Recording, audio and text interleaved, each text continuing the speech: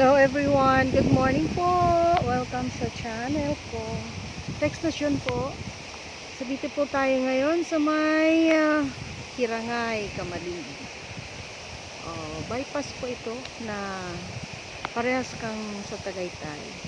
Kaso hindi pa siya tapos guys, pero nakikita niyo ang view ng mayon dito. Ang ganda-ganda oh. Makakatuwa. Lagi naman kami dito, kaya lang bihira matimingan na ganyan kaganda yung ngayon. Siguro din kasi ngayon mainit na, lumabas na siya, lumabas na yung ganda niya, wala na yung mga fogs. So makikita natin guys ang ganda-ganda niya.